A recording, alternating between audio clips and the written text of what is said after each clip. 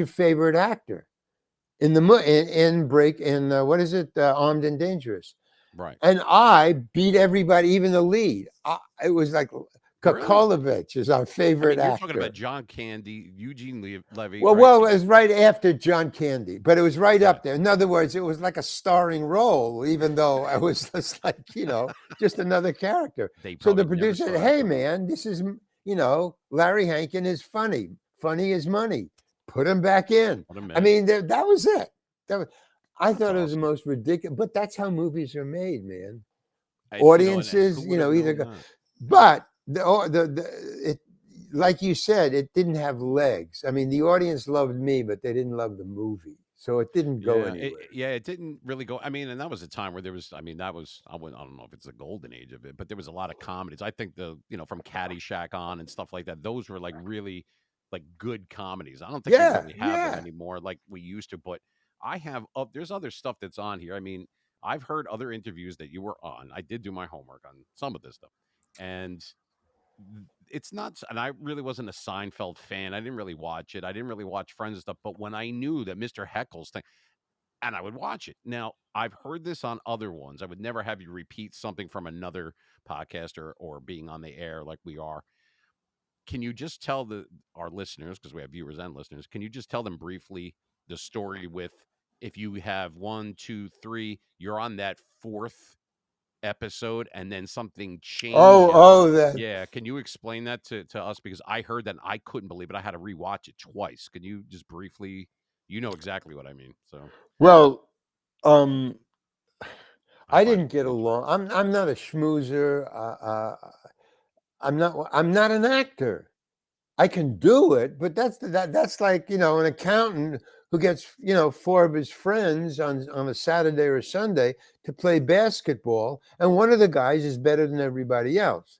Now Mm, that doesn't mean that he wants to be a basketball player, but he can play basketball. I mean, but he's an accountant and he wants to be an accountant, and that's how he pays his mortgage.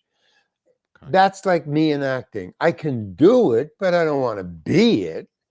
I can do it, but then I got dyslexia, and so it's not fun anymore when the roles start to get bigger. So in Friends, I didn't schmooze with all the other,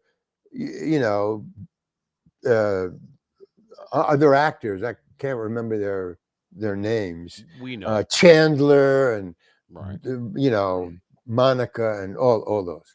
I didn't hang out. I just hang back, wait for my cues, stay in character, do your job, go home. And that was it. Right. Well, but I was in several episodes, and in each episode, they were. By the way, each one was 1 year apart. I was in four episodes, I believe, Right. and the fifth one, you become a recurring, which is a huge bump in money. Right. That's So right. I was in, but the four that I was in one was the first year, the second was in the second year, and the third and the fourth were in the third year. So there was Okay. a time span, a long time span between episodes for me, a year in between each. Wow, I didn't realize So that. I saw that when I went on the second time, the first time they weren't even on the air yet. They just shot six, and I was one of the six. Okay. And I think that was the third episode. Episode one, episode two, episode three. There's Mr. Heckles. A year goes by. Blah, blah, blah. Okay. So that's the setup. And in each one, I didn't schmooze or talk to anybody. I'm not that kind of person. I just sit and try to, focus on what I have to do because it's imperative that I do that, or I'll screw up and I don't want to. Okay. So they thought I was uppity or, something. And so they, on the third, and if you get five, you are, you can put a down payment on a house just for one episode if you're recurring. Wow. So Yeah. the fifth I mean, one. that's a difference. Yeah. So comes my on the fourth episode in the third year. I haven't been on in a year. Uh, my agent says, I got good news and I got bad news. I said, what's the good news?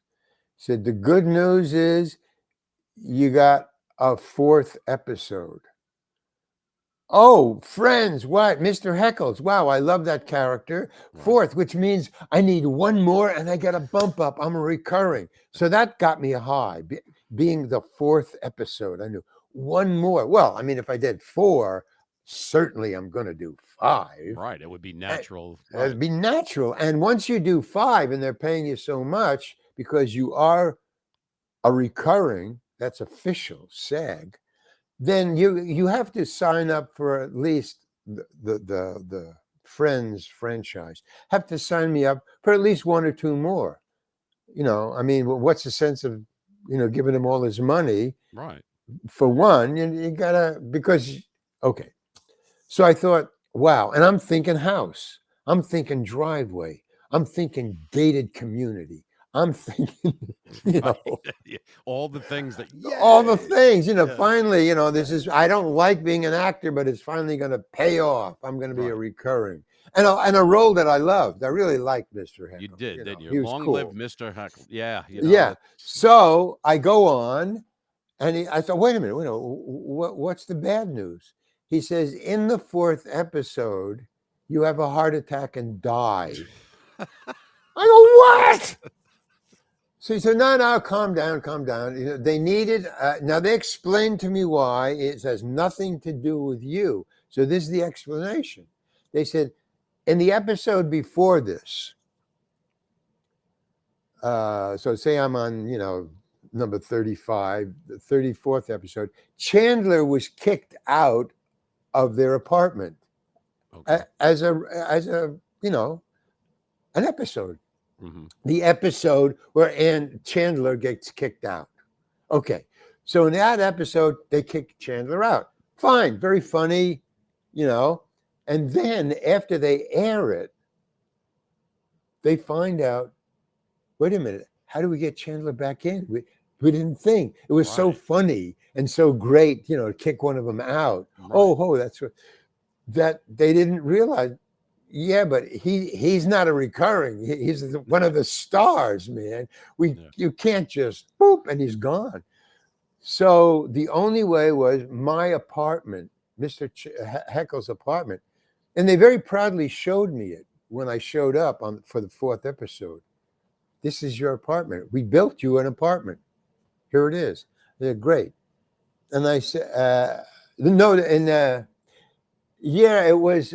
I think before I had to show up for the show for that week, the fourth Yeah. episode where And they filmed that out in LA, right? And that's filmed out in California, yeah, right? Okay. yeah. It's a little fuzzy about how it quite worked, but I remember going. I guess it was they invited me in on another day. It had nothing to do with rehearsals or shooting or the episode. But I was on the lot and they said, hey, why don't you go over? They're building Mr. Heckle's apartment. Go over and see it. Yeah. Me still not knowing I was going to have a heart attack. Mr. Heckle's was. Up to this point, you had no idea. I had no idea. They said, hey, we were over at the Friends set and they're building Mr. Heckle's apartment. You can go over see it. So I was auditioning for something else. So I go over and I say, hey, I hear they're building Mr. Heckle's apartment. Can I see it? And they very proudly show it to me because I guess they didn't know what was going on either. It was the crew. I mean, the building crew. Right. So I go in and I said, oh, wow, this is a cool apartment. Yeah. And they said, yeah, and it's right across the hall from the Friend's apartment. And I said, oh, that's great. Blah, blah, blah. Okay. So I go away.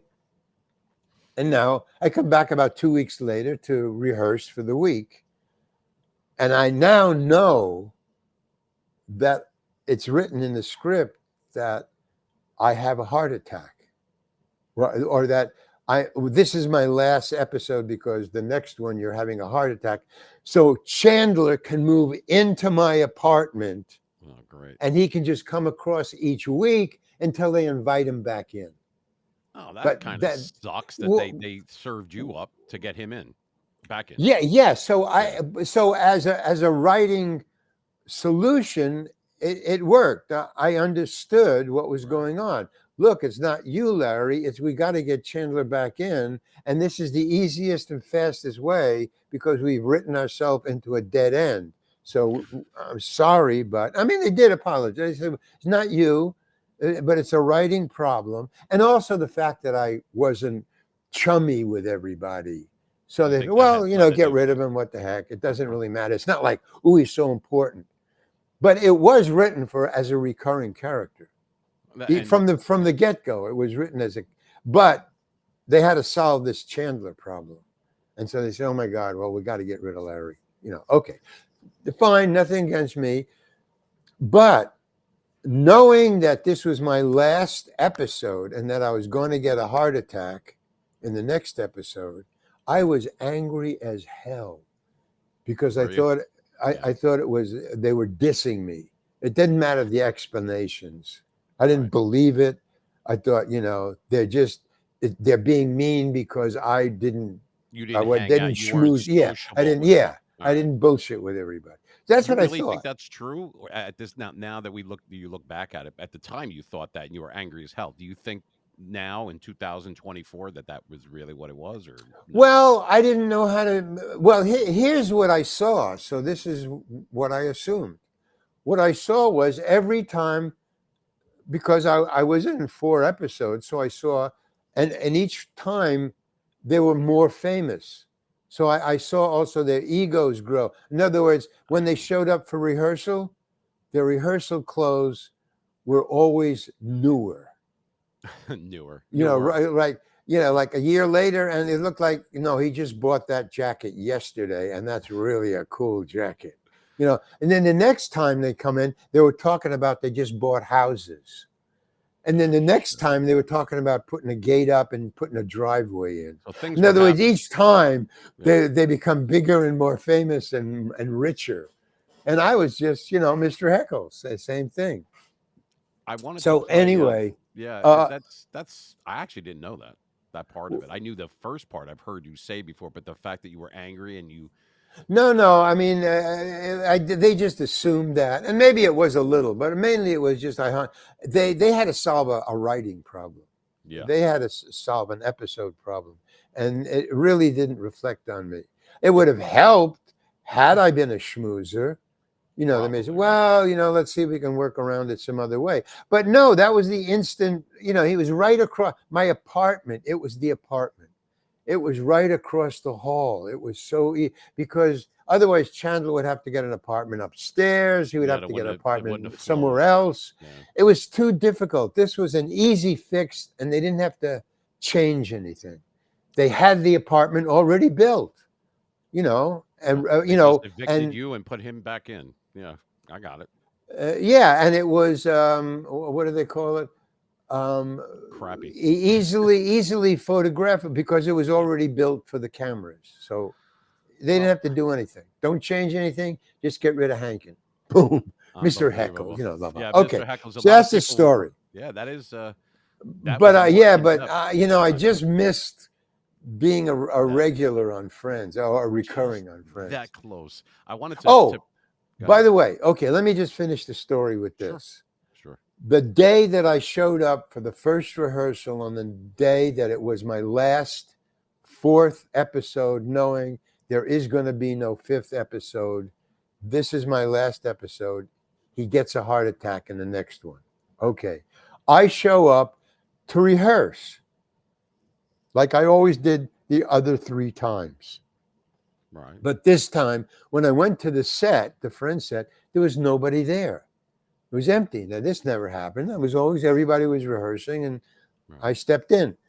No, it was empty. And I go to one of I don't know, the janitor, somebody. And I said, where is everybody? What's going on? I'm here to rehearse. I'm here. And they said, they're upstairs. It's the first day of the new season. So they're throwing a party for everybody. So there's a party upstairs, and then they're going to finish the party, with the salmon and the bagels and everything. And then they come downstairs and they'll start rehearsal. So they're upstairs. Go to room 110. So I go up to room 10 and I'm steamed. I'm angry. I want to talk to the producers about why they killed me off because I didn't have this information that I just laid on you. Right. I just knew I thought it was an insult and blah, blah, blah. And I I wanted could a see that. house. I And probably here's the could. thing. In the middle of the conversation with my agent who said, the bad news is you get a heart attack and you only have 4 shows. From the beginning of what's my question, what's the bad news, to the answer, you get a heart attack and die, you don't do the 5th show. There's about 20, 30 seconds between. In between, in that 30 seconds, I had a house and they took it away.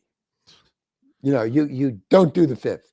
You have a house, you're going to do the 4th, you're not doing the 5th. And in between here, I had a house and a driveway and gated In between those community. 30 seconds, it lived and 30 died. seconds. And I Right. carried that. I didn't know that. But as I was driving to the rehearsal, I started getting angrier and angrier. So when I marched in to the party where there's 100 people, drinking champagne and bagels and lox and, and schmoozing on these little cocktail tables, where you just stand around Yeah. and talk and just put your drink on these little round tables. There's all over. There's 100 people. And I just barged into the room. Man, I was crazy. I literally admit that I was not thinking right. I lost it. And I just walked straight. And I saw the 3 producers happened to be at the same cocktail table, all alone, 3 of them. And I just marched straight. It didn't matter what was going on. I didn't say hi to anybody, nothing. Just going, and I yelled at them. I said, what the fuck did you do? I said that out loud. And all of a sudden, the party just shut the F Mr. up. Heckles is telling us Right. calling us out in our bullshit right then and there. That's friggin' And that's all of a sudden, when the silence went, bah, I suddenly came to. And I said, oh my God. And the female producer, who was the only one who kept her senses, just leaned into me across the table and said, very nicely, very quietly, she said, Larry, could we talk about this a little later, please? And that snapped me back into the reality of total embarrassment and idiocy.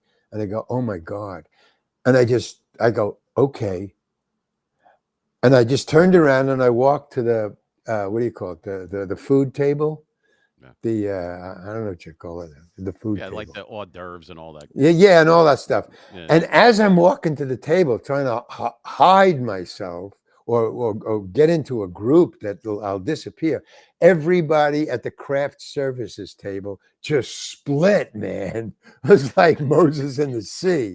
They just left. So I'm standing there all alone with my back to the room, just looking at the table thinking, oh, where's the coffee? What'll I do? Just pretend to be. And all of a sudden, this little kid comes up. He's about 15, probably the son of one of the producers or something like that. Right. So this little kid just barges up to the table and he's just looking up at me and he goes, dude, that was so cool. Dude. He said, dude, that was so cool.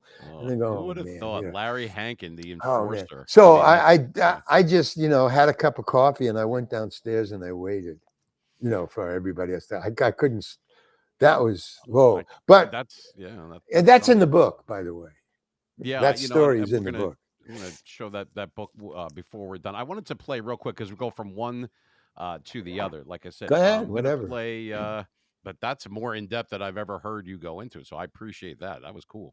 Well, yeah. Especially about the little kid in there. All right, so I'm going to. Well, that's why it's called a cautionary tale. It's what not to do as a working actor in Hollywood. All right, so let's go to exactly whatever Larry just did. Don't just do the opposite. And read the book and don't do it. That's all. That's funny. All and right, you're golden. Here's from, speaking of food though. Here's the raisins part from. From the Seinfeld I love that. Yeah. Yeah. So we'll play this. Do you remember when you came in to audition for us? Yeah. There was a box of raisins on the coffee table. Did you, by any chance, take them with you when you left? What are you talking about? we were all eating the raisins, and I remember you were eating some of the raisins, and then you left, and the raisins were gone. And I was just wondering if, maybe you took them with you. Are you accusing me of stealing the raisins? Oh, no. Now, why would I steal a box of raisins? No, you wouldn't. Nobody would. It's just that they were missing, and, well, I'm just inquiring. Let me give you a word of advice, okay? I want you to stay away from me. I don't want to talk to you, and I don't want to hear any more of your stupid little notes and suggestions. I don't like you.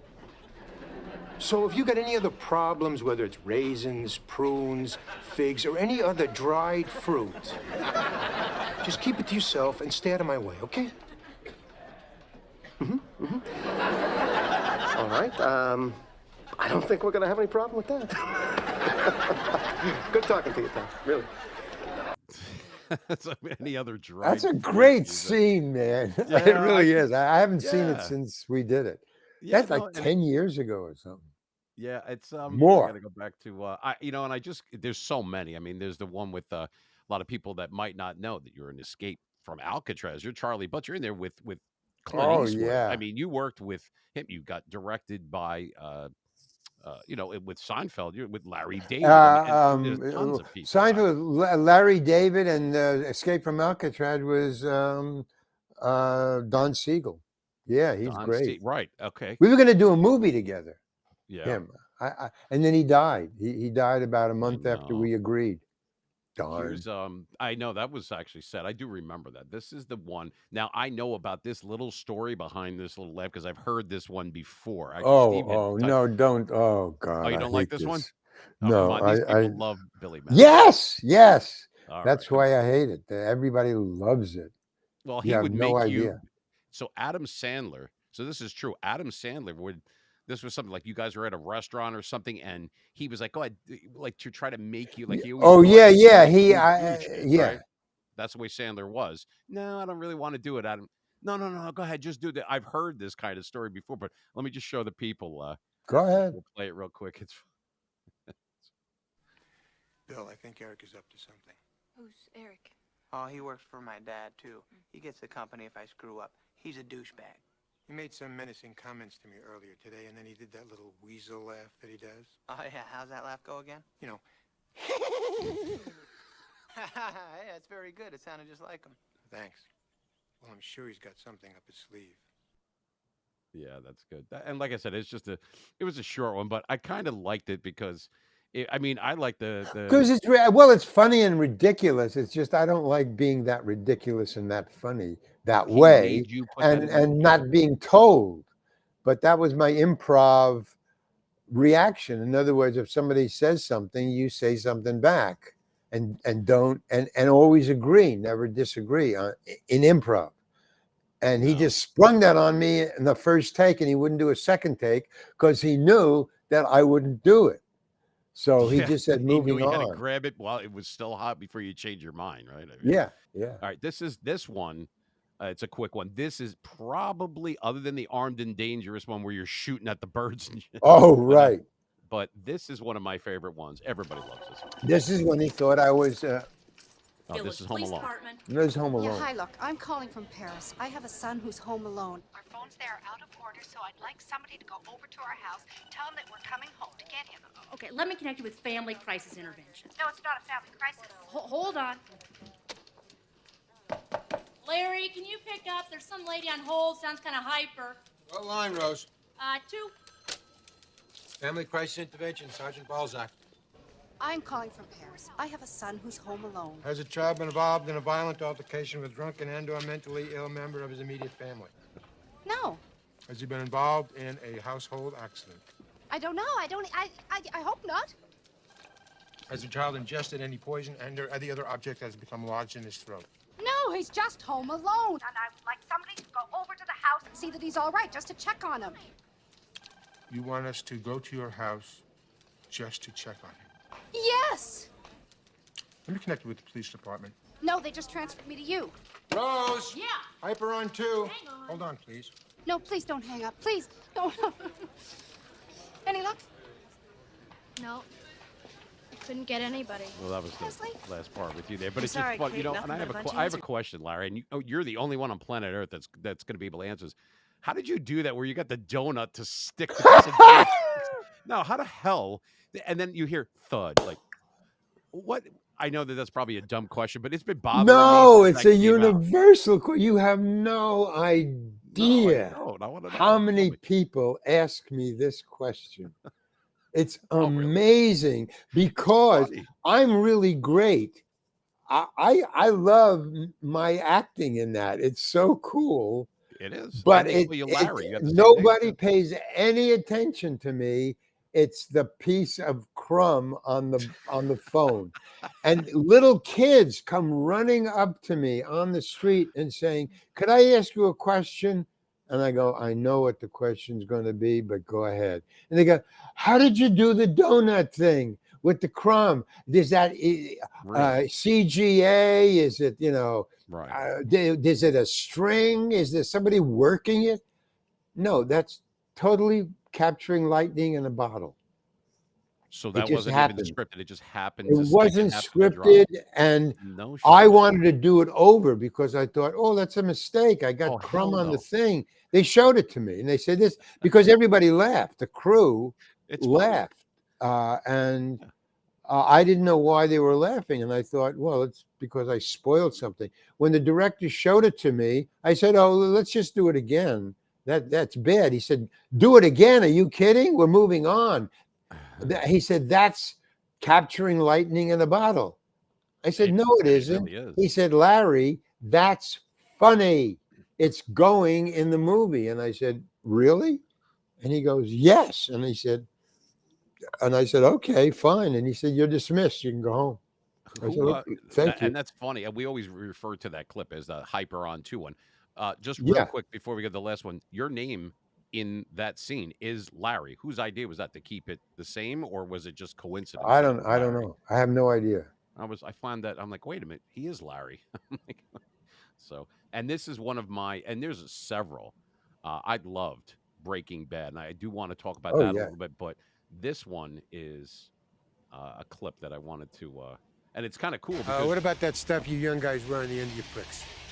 Speak now or forever sing soprano. What's up with that, by the way? Why would anybody want to put a metal ring through the end of their prick? What are you looking at me for?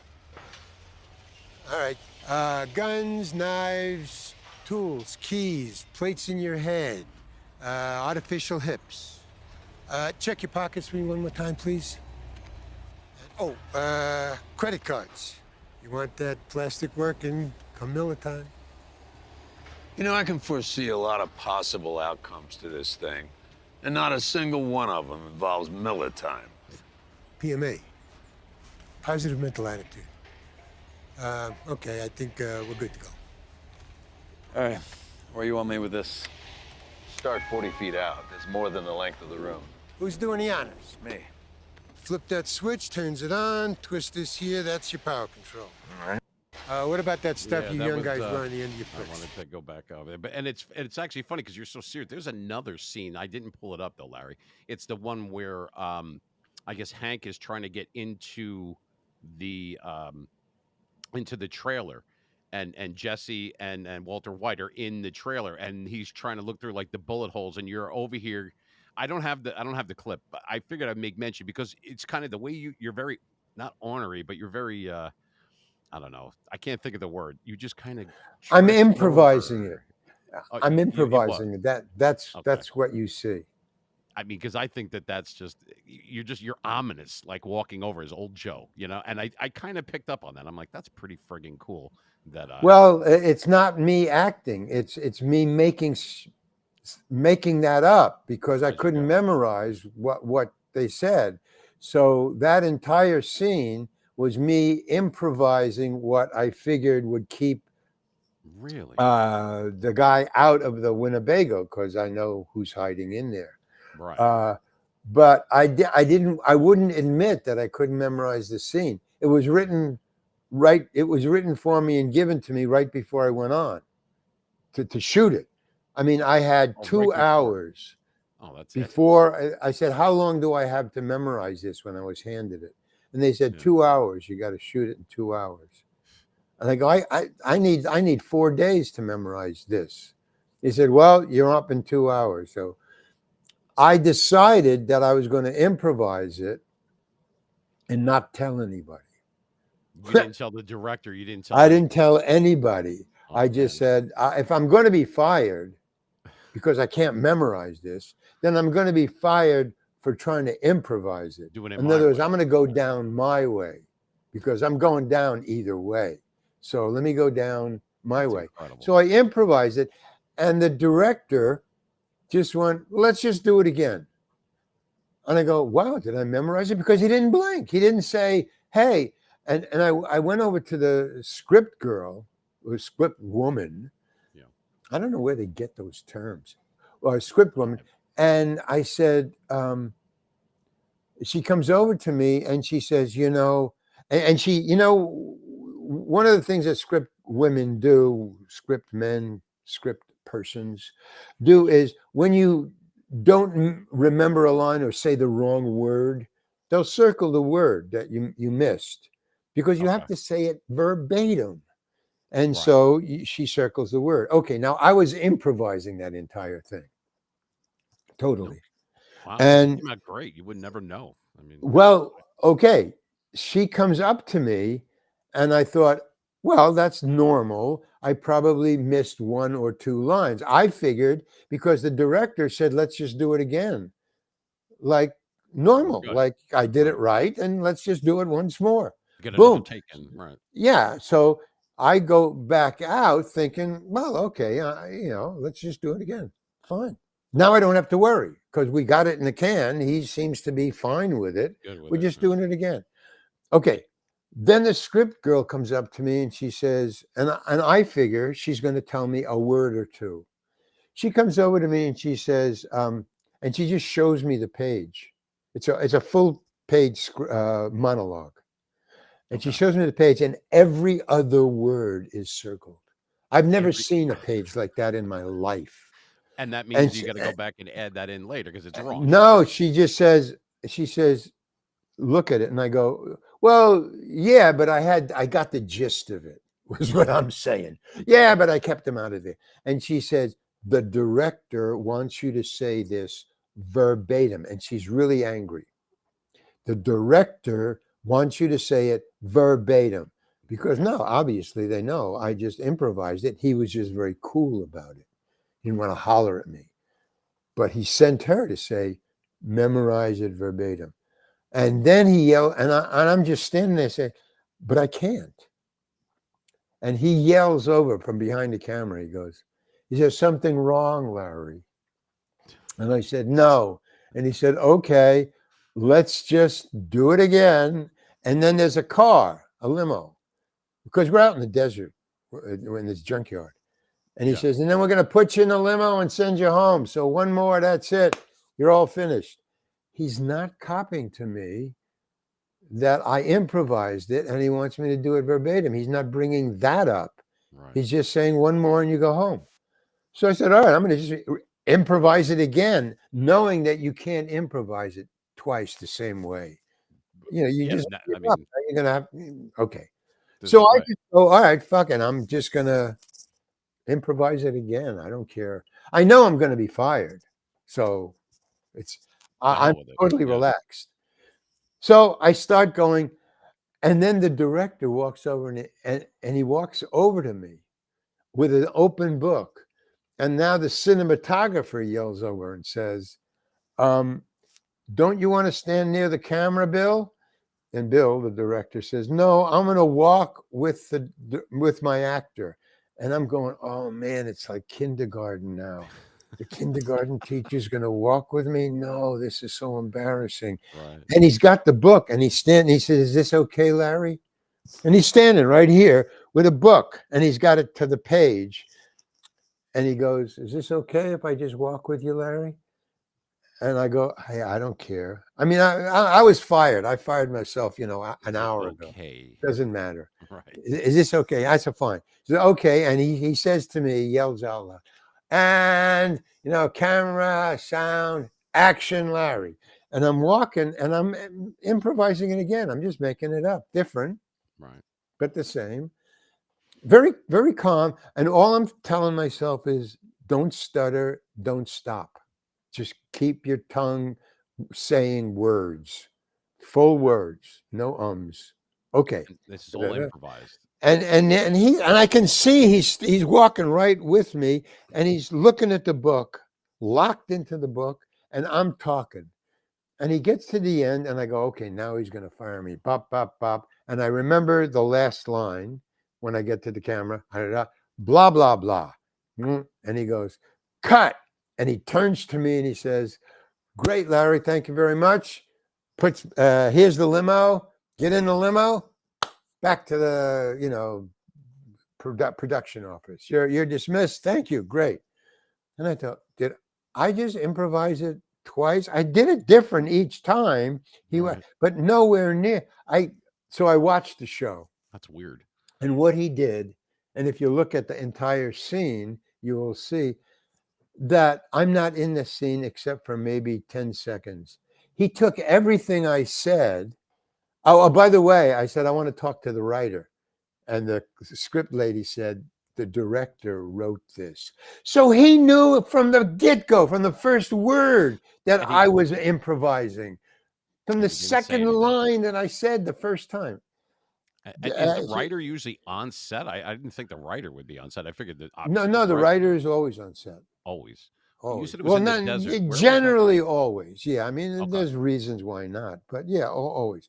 What desert was that? Where were you? And what he did was he just took my improv, and he edited the soundtrack of me talking to fit the time that was needed to keep the guy out of there. And he just went from Aaron to Brian to the cop to Aaron to Brian to the cop. And every time I said something right, he cut to me, and it takes 2 seconds to say one line. So 4 seconds, 3 times he cut to me. Wow. 4 times 3 is 12 seconds. Boom. And he just, boom. But Vince Gilligan, who was not there, I wanted to talk to him, but he wasn't there. Right. He never used me again. No? Well, he used me once again, yes, in El Camino. But I went actually, not that I improvised anything, but I did go up on my lines in El Camino. El Camino, once again, with Clint Eastwood. No, that's El Camino. That's Breaking Bad, the movie. El Camino. Oh, I'm thinking of the other one. I apologize. Yeah, Escape from Alcatraz. So in El Camino, the movie, Vince was directing. So he was there, witnessing that I'm going up on my lines a couple of times, and so then I got it. I mean, you do it 3 times, and boom, okay. And I went to the director. I mean, I'm mixing this up. This is all real. It's just the times are kind of jiggled. That's okay. And the director said, the actors go up on their lines all the time. Get back in there and let's just do this, And so I went back on and I did it right. Well, so there was no problem. Actors go up on their lines all the time. On the 4th time, I did it right. Dismissed and go home. But he never used me in, the lawyer thing. Oh, Better Call Saul. Better Call Saul. Everybody else in Breaking Bad was in Better Call Saul, except old Joe. That would have been nice if you could have been in that. Now, did that happen with Aaron? That's when I quit. That's when I stopped being an actor. I said, no, I can't do this anymore. Yeah, that was the breaking point. When Aaron, would that happen with like Aaron Paul or with Bryan Cranston? Did they flub lines and do stuff too, or is it just no? No, because Brian and Aaron have been doing that for a long time. They could flub lines and improvise a little, right? But so if they went up on line, they didn't go up and forget and have to stop. They just kept on going, but massaged it back into the right thing. And anyway, they were the stars, and stars have privileges. Rightly so. I mean, they're professionals. They know what the fuck they're doing and what's going on. They're very aware of everything. I just I've worked you with a lot of professional, yeah. Clint Eastwood, Bryan Cranston, Aaron Paul, all these people. They know what they're doing, man. That's no accident that they're the leads and they're getting the big money. They know what the fuck they're doing. It's Yeah, no. amazing. And like you said, like rightly so, you've been in the business a very long time, and it was always, a part here, a part there. It would be like not cameos, but you would have different parts. But when I look at your, so to speak, resume, obviously there's going to be things that are in between that I might be forgetting in there. So is it something where it sounds like if you're in that many movies, and you have been, and TV, so a lot of people don't cross over. First, they do just movies, then they do just TV, or one or the other. Very far and few between that I know, being a fan of film, that they could be successful in both. It's possible, but it doesn't always happen. It's usually you lag one way or the other. You didn't have that problem. It didn't seem like you adjusted like it was nothing. You've been doing it your whole life. Is that true or Yeah, not? yeah, but again, the basketball example Okay. just holds. It's this guy, this accountant, is a pretty good. I mean, among his peers, the other accountants who are playing basketball, he's just a little better than they are, you know. And maybe he makes a lot more shots than they do. Not a little more, but a lot more shots than. Okay, but he still doesn't want to be a basketball player. He wants to be an accountant. He just is a good basketball player. He's a good athlete. It's a good way to Stays it's in a good way to shape. put it. So you're not an actor. You're someone that didn't want to do it, but I can act. But I can act. I can Yeah, act, you but can. I'm Yeah. also dyslexic, so I can't act big parts because then I start to Memory. forget lines and the Right. memory starts to interrupt. I never So knew that when you were I doing. started to go up in front of Vince Gilligan, who I revere as a great writer and a storyteller, in film, I didn't want to be embarrassed. It was embarrassing to forget your lines and have Bryan Cranston say, "Hey, Larry," just lean in and go, "Hey, Larry, get your lines down, okay?" I mean, that to me that's a slap in the face. Right. And had nothing against Brian. I thought he had a perfect right to say that to me. He's a Well, professional, man.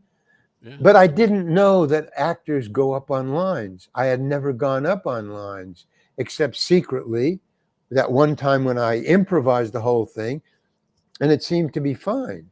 It worked.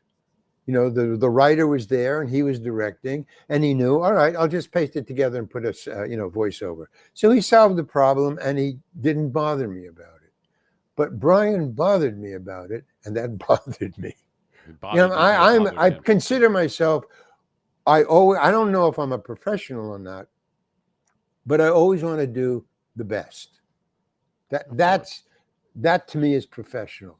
And I wasn't doing my best. So why do it? Why do it if you're not going to go all the way? I But mean, being that's dyslexic, and it didn't stop you. Like you knew that you had this condition, but yet you kept reading, you kept going on auditions, you kept getting parts. Time, I mean, as the 70s, then the 80s, then the 90s. I mean, you kept going. For someone that seemed like they would be held back, because I was you didn't. doing it, because it worked, because I was making the baskets. Hey, I have a learning disability, but I can shoot baskets, and sometimes I miss, but nobody says anything. So okay, but I'm making enough baskets each time so that. But then Right. when other people got better, it would be the only example. I'm the same, but everybody else is getting better. So now all my baskets are nothing compared to what they're putting in. Right. And so now I'm not upping my game. I'm remaining the same. I can only memorize so much. And then I start to drop it and go up on my lines. And I didn't like that. So it wasn't like I'm going against the wind. It was no, I was dyslexic, but I was delivering what I promised in the audition. I will be there for the other actor. I will say my lines. It will be cool. I will do my job. And And you knew then your I parameters. started, what? And you knew your parameters too. You're like, okay, I know I could do. I've done this a million times before. I could do up to a certain point, and then I might have a slight problem or an issue or Okay, whatever. well, when that realization occurred, I was already, 20, 30 years into my.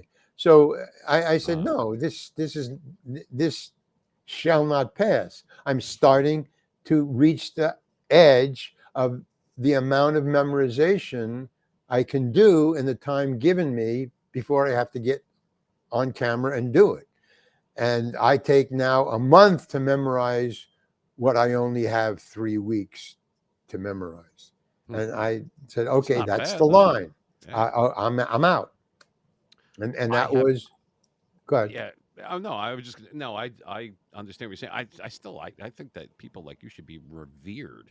That you could have used that as an excuse. You go, no, you know what? I'm No, just not no, going to do. no, And no. you You didn't. don't understand. You really don't understand what I'm telling you. And what I'm telling you is, I'm not a professional actor. If I was a professional actor, no, you grind it out. You do it. Yeah. You memorize it. You give up your evenings. You give up your weekends. You do it. And I Right. thought, no, I don't want to give up my weekends. I'd rather just drop it. I'm not an actor. I'm an actor up until I start going up on my lines. Then Right. that's what I can do. And it's called cameos. So now I'll only do Cameos. Okay. anything that will take me a month or less to memorize. I'll do it. I get it. I get it. I definitely got, and there's something that our, not going to say, but our mutual friend had mentioned this to me because I don't think I've heard this in any other interview, whether it was on the radio or podcast or No. anything. I had, no, there's something else I'm going to ask you, and you're going to actually laugh because you know who told me this. Is our mutual friend. We know who we're talking about. That you're one of the only people that could say that they worked with The Rock and Lucille Ball. See, I knew it. I was going to drop one. We're not scripted here, and we're unfiltered. And you know damn well who told me to ask you that because now I got you on No. the spot. But it's the truth, right? Tell them. I mean, you worked with Lucille Ball and The Rock. One of the only people that could say Yes, that. but why would I know who told you that? Oh no, they wouldn't. I'm just saying our mutual friend. But it's a Oh. Well, it's not like I could look it up or anything. But when I was a told me. kid, and when I was in the committee in San Francisco, before I went down to Hollywood where I moved, Yeah. they would call us, for a day or half a day or 2 days or maybe even a week. But in improv, you can just leave and come back, and you're covered. It's improv. So I went down, and they came. No, they were filming in San Francisco, so we didn't even have to go down. But they just used us as extras, just to put us in different scenes. So I was in one scene where I was the bagger. It was Yours, Mine, and Ours, I think, was the name of the How far are we going Lucille back? What Ball. year are we talking about? Approximately. In the late 60s, early 70s. Okay. Okay. And so Lucille Ball, I was in the scene with Henry Fonda, and Lucille Ball in Yours, Mine, and Ours. And they were buying, it's in a supermarket. It was in a supermarket, and I was a bagger. That was all, very simple. My only line was paper or plastic. That was my only line. That was it, huh? That's all And it so, took. but and they were online, and they were doing their lines, and they were moving down. The film started with them one behind, so I was bagging the guy before them. So I'm bagging, and then they step up, and he goes, and then I say, paper or plastic, and she says, or he says, paper. I don't know. So I just, their stuff, and they're doing lines with the cash register person, and I'm just bagging it up, and then they go away and cut, and that was my scene. The reason that I laughed was I remember a little prop that I used that people asked me about, but it was just a little thing that I thought nobody would catch. But like that crumb, they watch everything. I had a chain around my neck. I was dressed as a hippie. I was a hippie, but a bagger. That's my job. Right. Long hair. I had this thing, but instead of this, which is blank, there's nothing on it. It's in honor of my uncle who was in the army. So I got you know, what Shinola is. You know, it's shoe polish, Right. and it comes in those round cans, right? Right. You know, okay. So I went into a store, I don't know where you, and I bought a can of Shinola, and I put it on the end of the chain. So I had a can of Shinola hanging from a chain around my neck. So it's like big. It's about as big as my Yeah. fist. You're right. Okay. Palm of your Now I hand. didn't mention it to anybody. I didn't say it to anybody. I just went and I bagged, and that was the end of the scene. Nobody brought it up. Nobody said anything.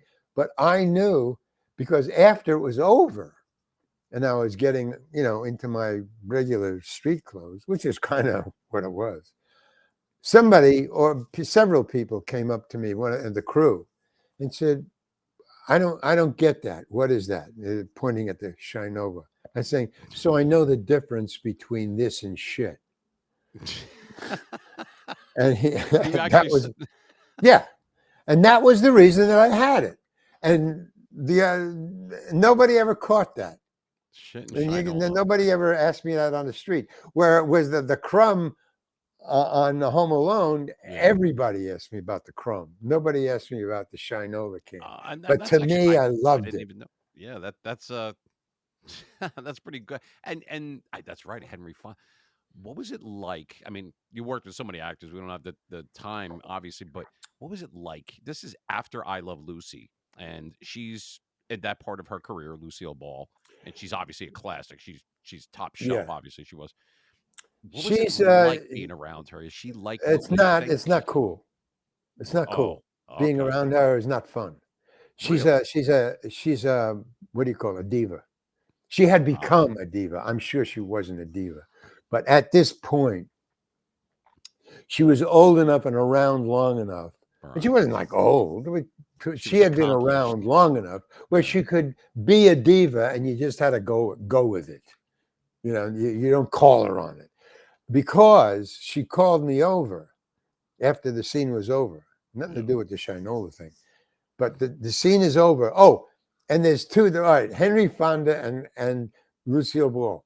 Lucille Ball was a diva, and Henry Fonda did exactly what I was doing all my career.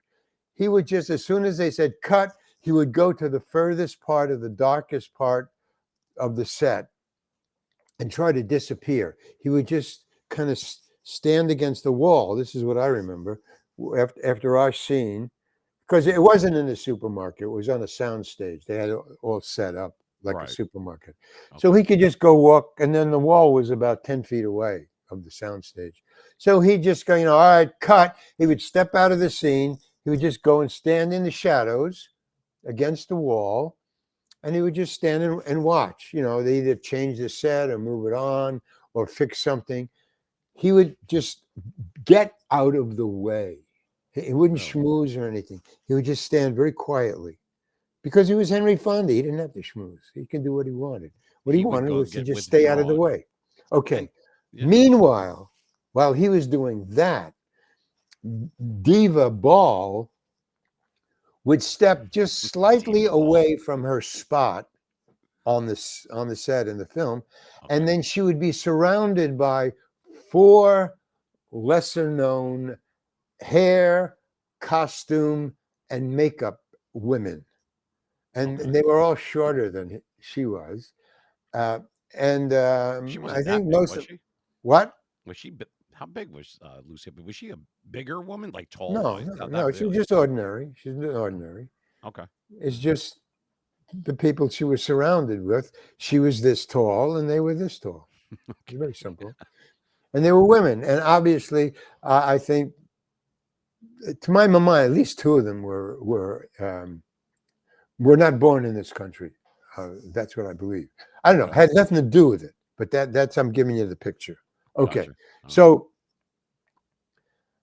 he goes over there. She just takes 2 steps away from where she was standing in the film, and they immediately surround, and they start puttering around her, and somebody just going like this. The hair person is just and the makeup person is just with this little brush. She's going doot, doot, doot, doot, doot.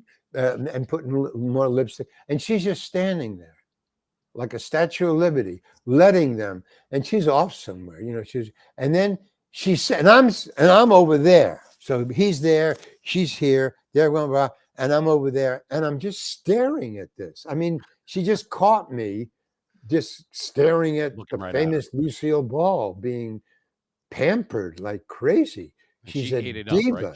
She ate it up, Lucille Ball, right? She loved it. Well, she was stoic. I mean, she's not. Yeah. Yes, you're right. That's what she was doing, but outwardly she was just, and she didn't budge. And then I can see her eye flick, and she sees me staring, watching basically. Yeah. And she says, and they're still pampering, and she says, "Young man, come here." Me, she said. Yeah. So I walk over. Oh, she doesn't. Like she's going to say, "Don't stare at me." That's Right. what I think she's going to have. Yeah. She comes over to me. She says, "What's your name?" I said, "Larry." She said, "Larry, you when we do this scene again," and they kind of stopped and froze in mid putter, and she's still not moving. She's keeping her position, and she's just moving her head a little, and her eyes are looking at me. And she says, "When we do this scene again, in that last scene, you got in my light, you cast a shadow on me. Now, if you do that once more, you're not going to be here anymore. Wow. You understand that?" And I said, "Yeah." And she said, "Thank you." And then Gee, she you don't just think shut of me up. Lucille Ball as being like that. But you Whoa, moved on. man. Yeah. Don't fuck Shit. with Lucille. Don't let her even think you're fucking with her. Okay. Wow. So that I go, wow. So that's the difference. That's the difference. I'm only He's saying like, wow because I didn't realize it. I believe you. no, she was, she deserved. Hey, man, she is one funny human being, and a female to boot, and married to Desi Arnaz, which must have been okay. So she Yeah, put up with all awesome. that. But I've seen her work, and man, you can't match it. You cannot. No, I mean, come on, her with the conveyor belt with the chocolates. That's a classic. Exactly. And the thing she did with Harpo Marx, the mirror thing. Yes. Whoa. Yeah. Get out of here, man. Awesome. Nobody could do it like her. She was, I mean, I guess you could be a diva if you're that damn Yeah, good. because You I played command it. baseball with her. During we were both doing shows on Broadway. And so we had a Broadway baseball league during the summer. And I was on her team. With softball, playing softball. And, I just would stand, and I made sure it was out in Central Park. And I made sure I never cast a shadow on her. Man, I would always watch where the sun was. You were friggin' done, Larry. If you're getting Oh, that late, yeah, right. So I always said, but I did watch whenever she got up to bat. And man, she was a mean MFer. I'm telling you, she wanted to win. Yeah. She was very Competitive spirit, right? Yeah. And when she swung, man, she swung for the cheap seats, man. And she would curse out the pitcher. She'd curse like a Taiwanese sailor. I remember that. She would just, okay, come on, you throw it over here. You don't know what and she would just and make him nervous. So he would throw balls, and when she connected, man, it would go. She got on base. My idea of Lucille Ball just like completely blown away. Just my childhood ruined now because I thought she was. Well, but that's I'm telling you, the real Lucille Ball. She was a winner. Yeah. She was very, competitive. Right. She wanted to win. So I understood. She just wanted to be the best. And when she worked with Harpo Marx or, with the chocolates, she. Yeah, that was a classic.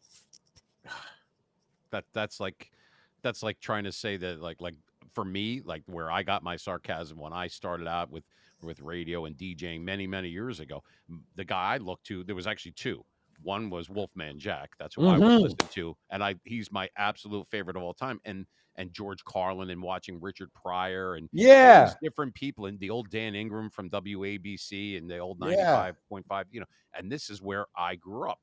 And Steve Me knows too. he knows the story. I said the guy that actually said I should become a DJ was Louis Castellucci, Frankie Valli's father. He was my grandfather's best friend, and he was right here in Newark in Stephen Crane Village, and he put his arm around me. It's a true story. I never told you that. And he's like, "You could be just as good." I'm like, "No, look, I can't be as good. These guys are just great. Come on, Dan Ingram and Casey Kasem and all the." He's like, "You Oh, can do this." So I do cool. owe that very beginning of it to Frankie Valli's. I guess his See, son that's what you need. pretty much did pretty well, right? I guess he knew what he Yeah, was talking about. you either you tell yourself that, and so therefore Yeah, you can do it because you right. believe it, or other people tell you that until you believe it, and then you can do it. You I have was to believe 11. it. I was It has 11 to at the be. time. So If you don't believe it, yeah. I don't think Well, that thing about you got to fake it to make it. mm, I understand it, but it's not what it sounds like. Fake it. No, you can't fake it. right.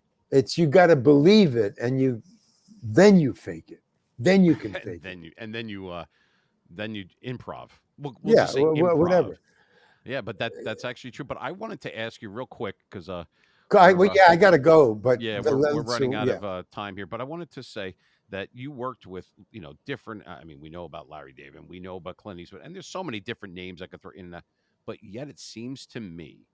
Oh, and The Rock. You got to work with The Rock. He's a very yeah, relevant guy too. How was yeah. real quick? What was that like working with him? Because he's really cool. It's People love him. awesome, man. But he's Yeah. like me. I mean, What do you mean? and that's saying something. But what I mean is, he's just a guy, man. He's just a He's just normal an guy. ordinary person who is great. So to be great and just like you or me, he no airs about him. He just has a sandwich all the time in his hand. I mean, he's got to bulk up. He's always eating Huge. something. No, I very rarely did I see him not chewing something, and it was always healthy, whatever it was. An apple, a sandwich, but it was a healthful sandwich, or whatever. And he would always send, or if he didn't have something in his hand eating, he would send one of the ADs to get him something to eat. Hey, get me blah blah blah. And they'd come back. All right. So 2 quick questions, and then we'll wrap up here. Number one, who was this goes back for your entire life, I guess. Who was your favorite actor to work with on set? Like who would you pick out of thousands of people, I guess, hundreds, thousands? Who would you gravitate to if someone asked you that? Like that you got Well, along with? Bryan Cranston and Clint Eastwood, because Excellent. somehow, and also The Rock, and to a lesser degree, because I didn't, we weren't in that many scenes, or maybe one or two. Didn't. Oh yeah, he beat me up in that graveyard thing. So I was beat up by that. That was that's the one carry away. Well, if you're gonna get beat up, it might as well be from The Rock. by The I mean, Rock. what the fuck? Right. So Clint Eastwood and Bryan Cranston, and the reason is very simple. In both instances, they got me. They understood where I was coming from, Larry, and also where my character was coming from. They were just there for me. They made me a good actor. That's Being what made around them great. So they rubbed off on you and made you Excuse elevated me? your game. They elevated your game. They rubbed off on you. Yeah. Oh, well, and that was, here's something I can teach other actors if they really want to be other actors. Here's something I learned that great actors know to do instinctively, and that is they work off of your energy. So they really want to be with really good actors. They don't diss greatness or solid work. They want it. Because they use that as a platform. In other words, when I was with Clint Eastwood, I wanted to be good, right? So I would use a lot of my energy being an actor, not over the top, being real as Charlie Butts. But I noticed that the more real I got, the more real Clint Eastwood got. but he wouldn't get realer until I try to be realer. And then he'd get realer than me, just instinctively, not because he was trying to be better than me. It's just, no, I was raising him. He wasn't raising himself. It was like, okay, we're equal. And then he would see, his character would see where I was. Okay. And he would just, boop, just, he would just be more into it. So I'd go, oh, well, well, then that made me better, which made him better. Well, that's so it was constantly like this. It's like he was a cork and I was the water. So no matter what level I went to, he just floated. And all the best actors, Lucille Ball, all of them, the greats, they all did that. They just, give me a great actor. Come on, just bring it. That's what they wanted. Bring it. I want it. That's be their better craft. than They me. Come on. Come on. Let's do this. Let's go. do this. Yeah. Let's go. I mean, that's and you could just see they were with you, but they never outpaced you. They never left you behind. They never said, fuck you, man, I'm going. Because then you look stupid. Then the scene doesn't work. He's going to leave you in the dust because he's over here and here. But it doesn't work. So they also know that. No, don't get too, just bring them along. Let's go. But I always thought, cork water. I'm water. I'll never be a cork with this guy. So just do your duty, do your job. Do your job. That's what you would tell actors that, like young actors that might be going in. They're like, wow, this guy, Larry, that guy. Oh, yeah, you're that guy. And you're proud to be that guy. I guess because in acting, the bottom line is reality. And the more real you could be, the more real the whole thing gets. So it's like, I can tell when you're bullshitting me, when you're just chatting me up, Right. So when you're not chatting me up, I can sense that you're not chatting me up, and I can get real, because if you're chatting me up, I'm going to react to that, and that puts me off. Don't chat me up. Come on, man. Right. Give me some real. Yeah. Okay, let's be real, and then that makes the scene work. But don't try to be realer. No, man. No, he went as you went, and that's Clint friggin' Eastwood we're talking about, and Lucille Ball. He's a great actor. Clint Eastwood is a great actor. That's not him on screen. I mean, that's not Clint Eastwood. That's him acting, and he would always help me. I mean, in the scene, you could tell, like that scene where we're sitting on the steps together. We're outside in prison in Alcatraz. And we're just talking. It was just me and him. And I was even imitating what he was doing, because he was keeping me from being somebody's girlfriend, was my backstory. Right. But he could have ridden roughshod over me in that scene. And he did. He could have really, Larry just sit here and he's just talking, and we know each other from being months together in the next cells together. So he just let it happen. And so I just let it happen. So it worked. A very natural actor, and he elevated you. I mean, that's great. You can actually say that partially you can owe, at least in that movie, to Clint Eastwood not getting too high, not getting too low, the cork and water thing. I like that analogy. And the fact that as you go, he goes. Not too much to make you feel like a fool, but not enough to keep you on your toes. I mean, that takes talent, right or wrong. It takes concentration, and it takes dedication, and that makes the scene work, because what the people want to see is they want to lose themselves in the story, not in Larry or Clint. These are two prisoners, and they got two different agendas, but they help each other. I love that movie. That movie is awesome.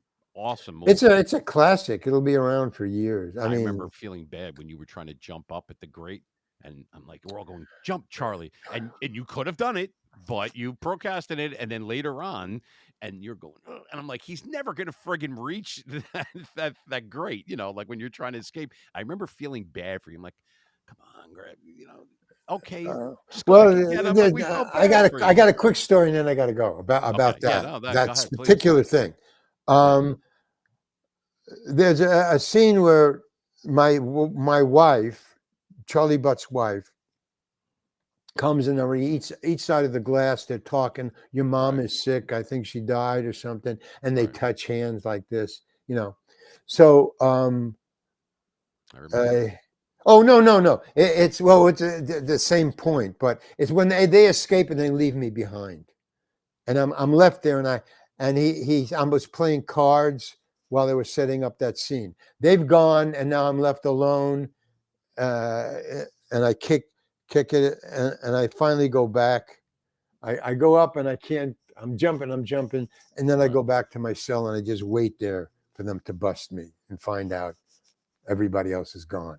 Yeah. So I'm sitting there and I'm playing cards waiting for this scene to come up. I'm not thinking about anything really. I'm playing cards, poker.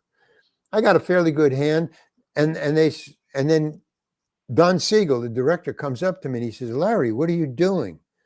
Like, you know, what are you doing here? You should be somewhere else," kind of thing. "What are you doing here?" And I said, "I'm playing cards until the scene." He says, "Well, the scene is going to be shot. This is where I'm sitting left alone." He said, well, the scene is going to be shot. You got about 2 hours. Now, you know, you have to cry in this scene. And I said, "Oh, no, I didn't know that." He said, "Yeah, no, this is an important scene, Larry." And he's saying this in front of this, you know, I'm playing poker with the crew.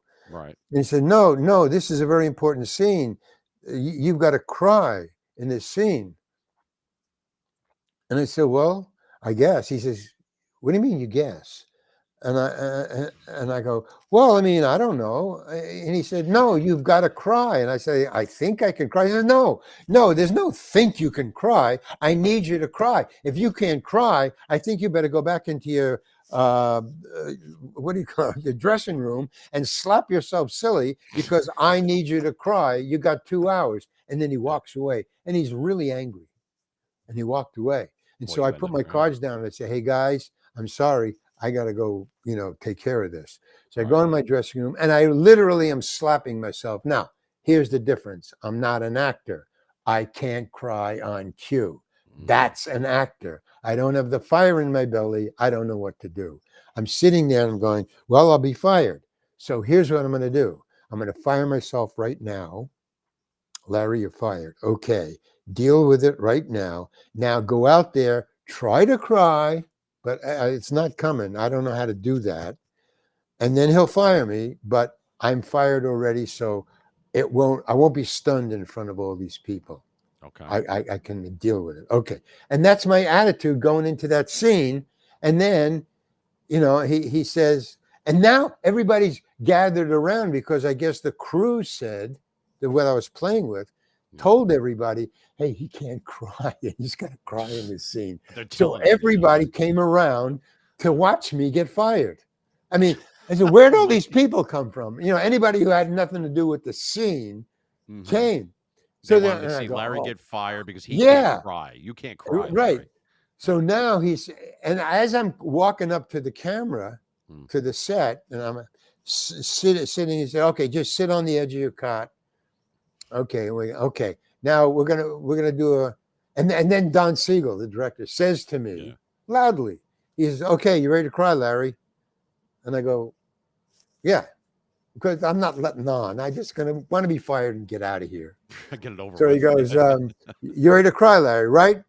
And I go, "Yeah." And he's very adamant about it, very definite about it. He says, "Okay, all right." Everybody said, now all of a sudden, they've got these Panaflex camera. Panaflex camera is huge. It's the biggest one. And it's on a dolly. And they dolly right into me. And they're this far away from my face is here and the camera is here. Wow. It's that far away.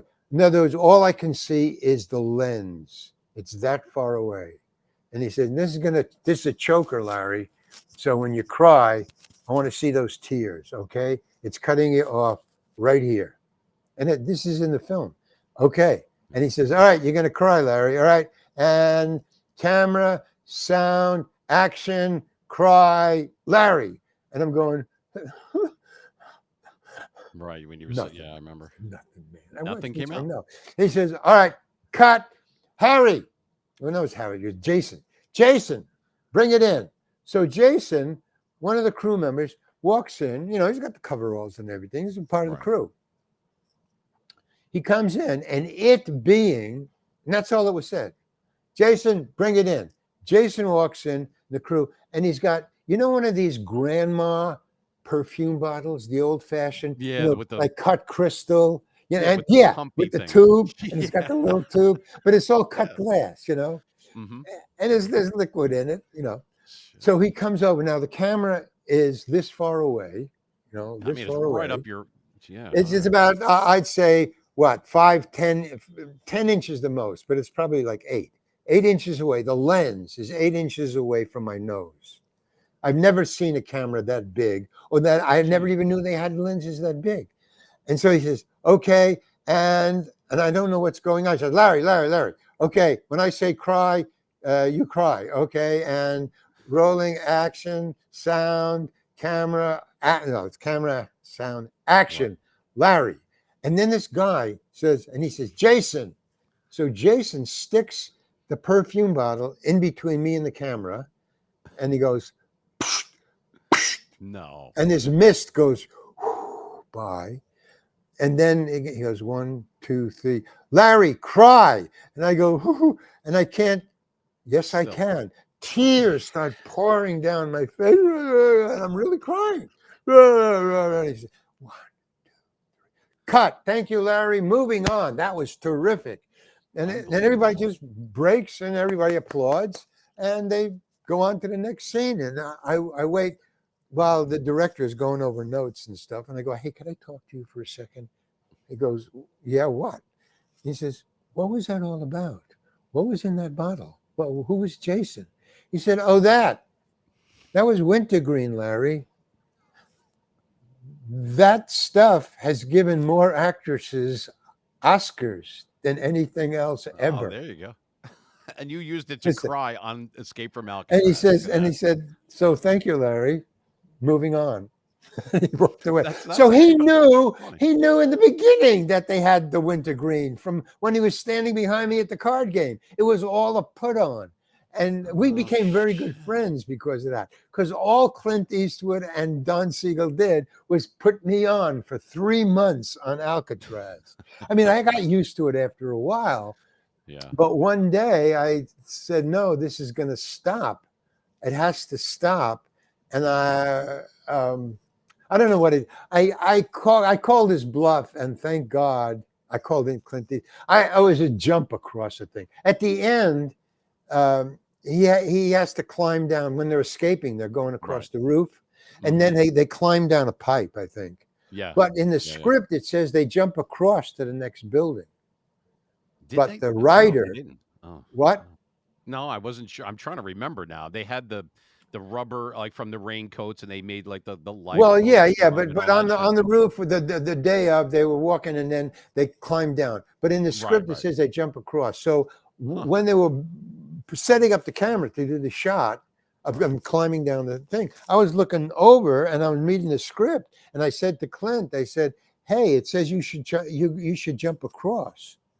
And he said, "Well, that's way too far. I don't think the guy really knew how far that was." It was like amazingly far. He says, and I'm starting to put him on. I'm going, you mean to say you can't jump that? You're going to wuss out and climb down? Oh, you're calling Clint Eastwood a wuss? Oh, well, yeah, but we talk like that because we were just actors, and that's why he's such a great actor. He has no airs. He's a guy, and he just wants to make a movie. So he said, so he knew I was putting him on. I mean, he knew I was kidding. And then we had been on, I'd been with him for like a month and a half every day, so. Yeah, I mean, and he's doing his own, he would have done, like, I guess his own stunt. No, they'd have to get a stunt. Yes, and I knew he'd do his own stunt, but he said, no, that's way too far. And then he finally said, I said, oh, okay, fine. And then he says, can you jump that? And I go, oh, yeah. So I'm trying to goad him into it. So he says, let's see you do it. And boom, all of a sudden I go, oh, well. And then he sees I'm hesitating. So he says, I bet you $10. So I said, you're on, thinking it's going to end it. I want to end this. No, he's totally switched. See, that's why he's great. He just takes what you're doing and he floats on it. See, I'm putting him on. He's now got to bet $10. I can't jump. that's not how it started, man. Yeah, it But turned you he's suddenly right at the around, floor. didn't he? Yeah, and so Unbelievable. he says, and now he calls over everybody and he says, Larry's going to try to jump the thing, jump across here. So the crew goes, oh, wow. Clint Eastwood is goading him into, he's going to jump. More And people I'm came looking over over again. and I'm thinking, there's no fucking way, man. And she says, come on, $10 is on this. And I'm thinking, $10 from Clint Eastwood. yeah. And so I'm thinking, how can I end this in a funny way? Because I know I can't jump it and I'm certainly not going to even try. But it's got to end that I got to switch things on him now. Yeah. I'm thinking. And he says, come on, Larry. And he's really pushing it because he knows I'm not going to jump. Right. He wants to call your bluff. Yeah. So he says, come on, Larry, $10. Come on. And then he says, everybody clear away. Larry's going to jump. And he makes the announcement to the crew. Larry's going to jump across. No. And then so I get a running start. I'm pretending. So I get a running start. I'm getting back and back. He says, back away, give him a running start. And then I figured, oh, I get it. As I'm going to run, he's going to block me and say, okay, stop, But the next thing he does is I think that thought, oh, he's going to stop me. He backs away. So he's getting even further away. So he's taking my crutch away. He says, no, he's not going to stop me. He's going to. And so I'm thinking, and I'm trying to think, okay, think, Larry. And I can't come up with anything. And suddenly I hear, what the fuck is going on here? And I turn around and Don Siegel shows up, the director, and he sees his entire crew has stopped doing everything. Everybody's gathered around me, and Clint Eastwood is standing at the edge of this precipice saying, come on, let's do it. Stop to escape from Alcatraz. You're, again, drawing a So- crowd, Larry. So he not goes, to be fired, but to jump. so he goes, Clint, what the hell is going on? And Clint says, very matter of factly, Larry's going to try to jump over across. We got $10 on this. And Don Siegel gets really angry. He says, this is bullshit. We're trying to make a movie here. We're losing the light. Come on, stop this. Clint, stop it. Larry, get away from there. Crew, let's set up. And he's just ranting at everybody. And finally, everybody just, splits and starts doing their job. And he says, this is bullshit. And then he goes up to Clint and loudly says this speech, which I hope I've memorized for life.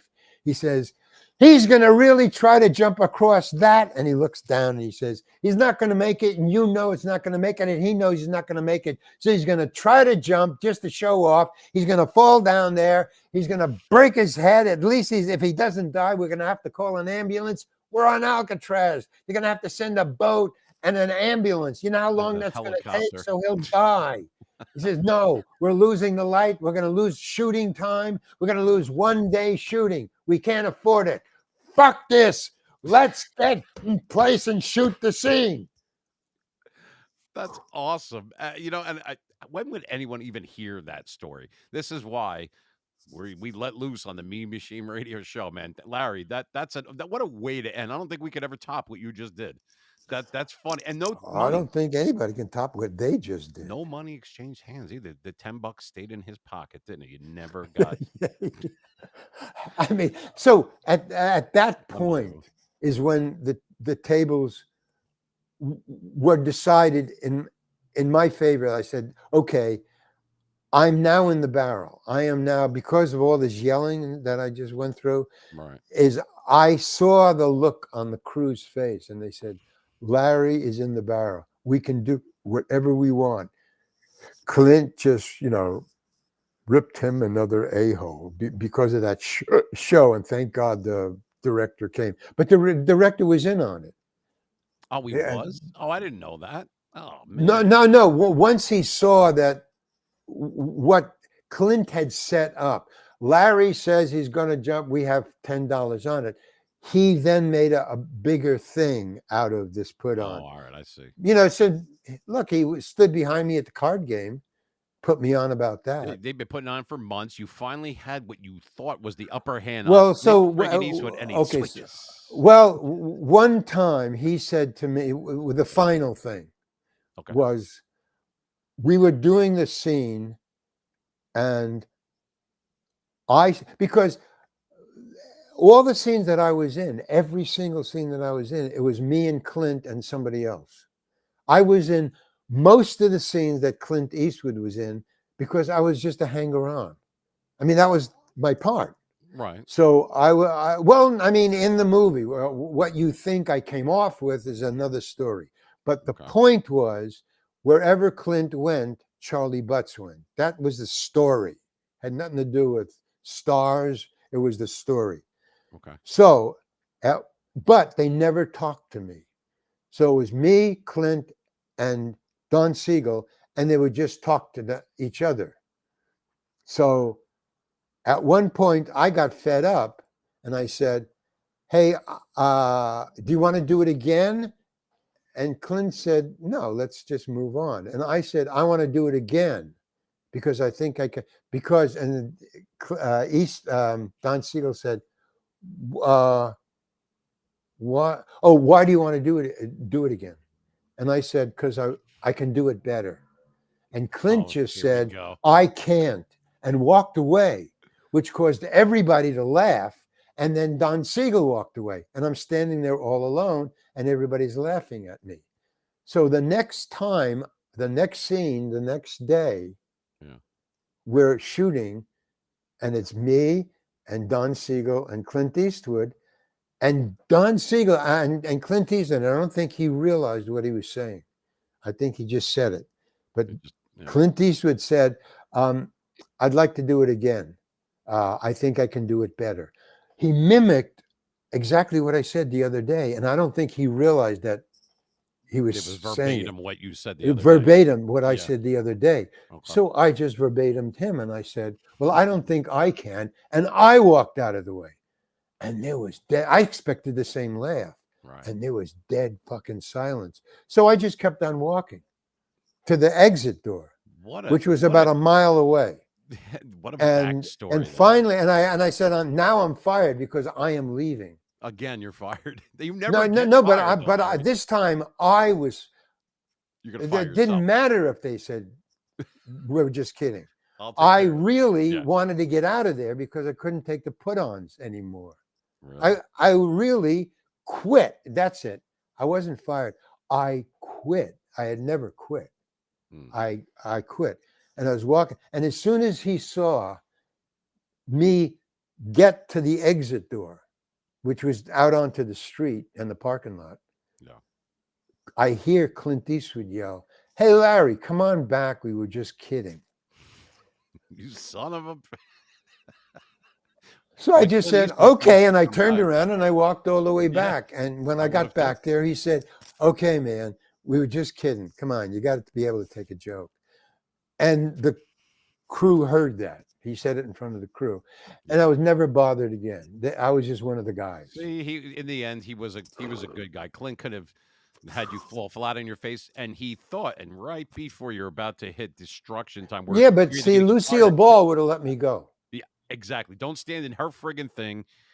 Nobody had to, except he still owes you So, but 10 it's bucks. all in You the need to book, call man. Clint It's a Eastwood. cautionary tale. I gotta go. I'm Yeah, late no. now. Look, I Larry, I gotta go. appreciate. Well, that was your story, man. I appreciate you taking the time because that's one of my favorite films. Okay, I'll never look at it ever again. that Larry, guy. Just there it remember is. that guy. That guy. Where can they get that? It's Anywhere, right? Pretty on much. Amazon or anywhere, but you order from Amazon. It's also on Kindle. It's really cheap on Kindle, but you can also get a I should hardcover. have Both narrated it on for you. Amazon. Larry Hankin, that guy. Okay, I got to All run. right, I thank you, really Larry. do. I'm late. I Okay, thank appreciate you, it. Greg. Thanks for Bye. doing the meme machine, baby. Appreciate it. There you go, folks. Larry Okay. Hankin. The guy's friggin' awesome, is he not? This guy is really, Okay, how really do I cool. get We're out of gonna, here? Help, yep. help, help. There you go. Boom. There you go. Yep, really, Larry Hankin. That's great. He is see, he's a very down to earth guy. You know what I mean? Like he's not. He's been in all these movies and TV shows and Seinfeld and Friends and you guys know from watching him over the years and Billy Madison and all the stuff that was a Breaking Bad, Home Alone. I mean, but he's just a down to earth guy. You saw him talking. He'll drop f bombs and do whatever. He's just being him. And actually, I thought he was from New York. He's a Jersey guy like I am, and we like Jersey people around here. How you doing? Anyway, wanted to thank everybody for tuning in. The people that are going to be listening in on Spotify and iHeartRadio to 88.6 WGAT. I am your host, Gregory Joseph. Much thanks once again to Larry Hankin for spending some time on the Mean Machine. You can check us out, and those are great stories, right? And we're not scripted. We didn't rehearse. We didn't do anything. I can't even tell you.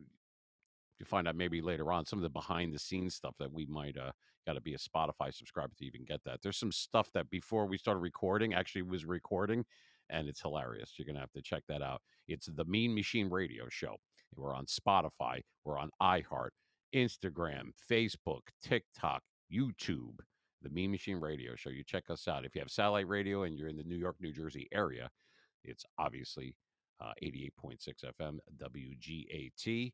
Once again, thanks to Larry Hankin for spending time with us. And I'll tell you what, it went way over. I just let the guy just keep going.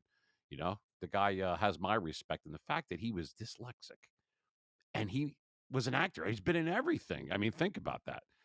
Pretty amazing. It just goes to show you, you know, you don't just follow your dreams, you chase them. Here he is, a guy that's been in all these movies and TV shows and cameos here and done that over the course from the 60s all the way up until now in 2024, right? And this guy says, "I'm not an actor." Well, he fooled me, and that's what perseverance is. Much respect to him and much appreciation. I want to thank everybody that listened. Thank everybody that watched. Season 2 of the Mean Machine Radio Show. We're in the middle of it right now, baby. Thank you so much, and check us out. And just remember, if you can't be good, be mean. Peace. Rock on, baby. Okay, let's go. Tune in to the Mean Machine Radio Show with Gregory Joseph on New Jersey, 88.6 WGAT. Your ultimate destination for real people, real life, and pop culture discussions. Join us for insightful conversations, special guests, and a lot of fun every week. Don't miss out on the excitement. Listen to the Mean Machine Radio Show. Rock me, baby. And now, live from your sister's closet, it's the Mean Machine Radio Show on New Jersey, 88 WWGAT. This is probably the best station in the world. That's right. Tune into the Mean Machine Radio Show in New Jersey for real talk with no BS. We're real people telling it like it is. Get the raw truth on all things in society, life, and culture. Join us for brutally honest guests, banter, and no-nonsense advice. The Mean Machine Radio Show, where life gets real.